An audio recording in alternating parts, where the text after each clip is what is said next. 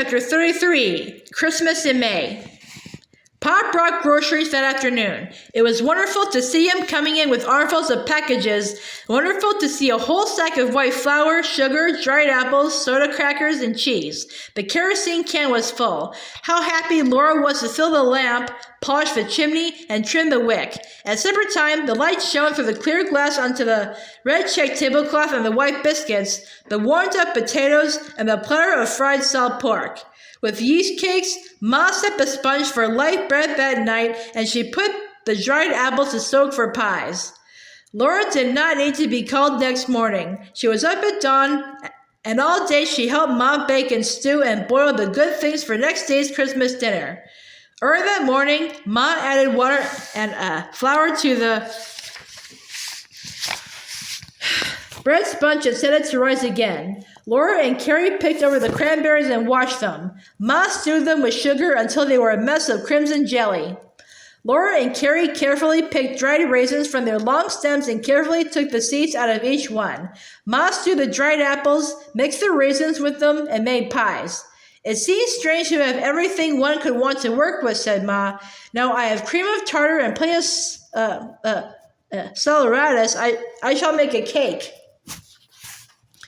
All day long the kitchen smelled of good things, and when night came the cupboard held large brown-crusted loaves of white bread, a sugar-frosted loaf of cake, 3 crisp-crusted pies, and the jellied cranberries. I wish we could eat them now, Mary said. Seems like I can't wait till tomorrow. I'm waiting for the turkey first, said Laura, and you may have sage in the stuffing, Mary. She sounded generous, but Mary laughed at her. That's only because there aren't any onions for you to use. Now, girls, don't get impatient, Ma begged them. We will have a loaf of light bread and some of the cranberry sauce for supper. So the Christmas feasting was begun the night before. It seemed too bad to lose any of that happy time in sleep. Still sleeping with the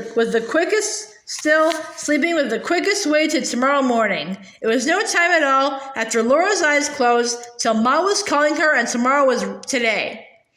What a hurrying there was. Breakfast was soon over.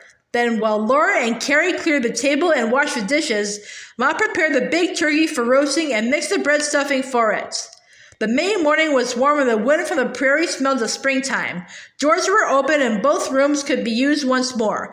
Going in and out of the large front room whenever she wanted to gave Laura a spacious and rested feeling, as if she could never be cross again.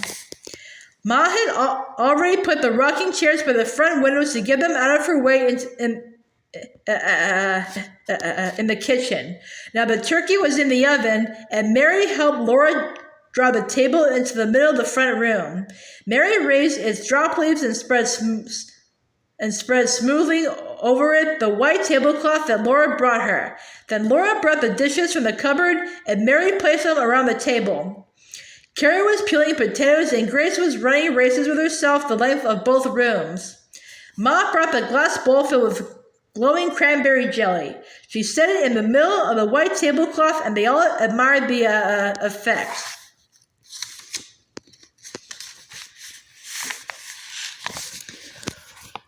We do need some butter to go with the light bread, though, Ma said. Never mind, Caroline, said Pa. There's tar paper at the lumber yard now. I'll soon fix up the shanty, and we'll move out to the homestead in a few days. The roasting turkey was filling the house with scents that made their mouths water. The potatoes were boiling, and Ma was putting the coffee on when Mr. and Mrs. Bose came walking in.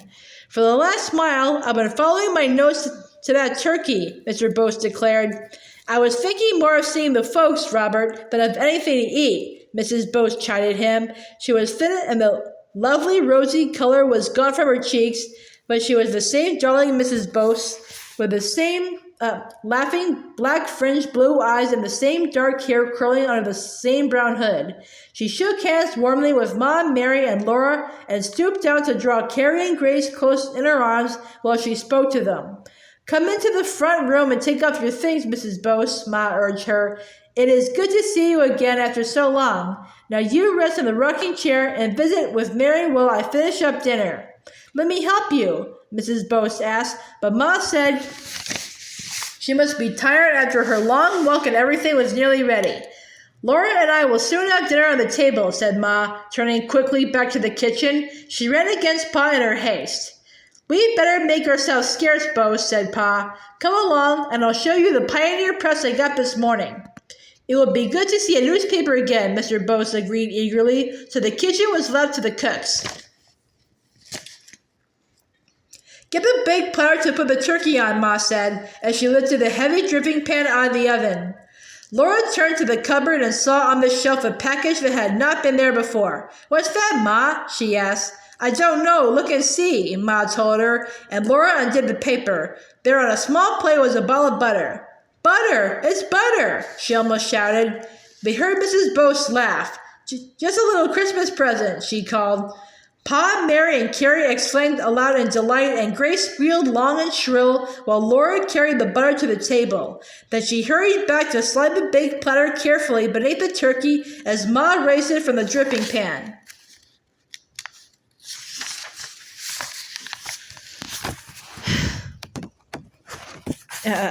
While Ma made the gravy, Laura mashed the potatoes. There was no milk, but Ma said, leave a very little of the boiling water in, and after you mash them, beat them extra hard with a big spoon.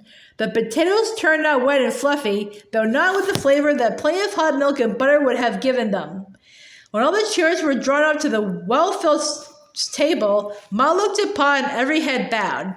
Lord, we thank thee for all thy bounty. That was all Pa said, but it seemed to say everything. The table looked some different from what it did a few days ago, Pa said as he heaved Mrs. Bose's plate with turkey and stuffing and potatoes and a large spoonful of cranberries. And as he went on filling the plates, he added, it has been a long winter, and a hard one, said Mr. Bose. It is a wonder how we all kept well and came through it, Mrs. Bose said.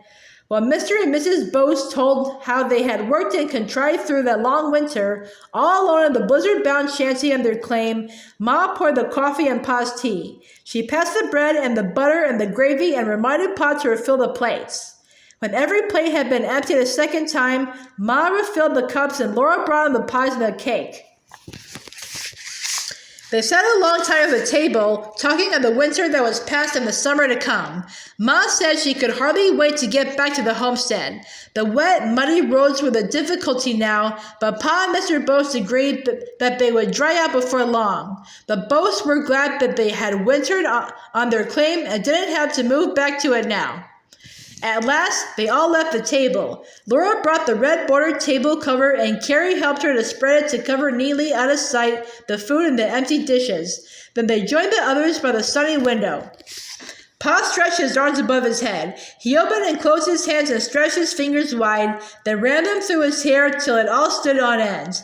I believe this warm weather has taken the stiffness out of my fingers, he said. If you will bring me the fiddle, Laura, I'll see what I can do. Laura brought the fiddle box and stood closely by while Pa lifted the fiddle out of its nest. He thumbed the strings and tightened the keys as he listened.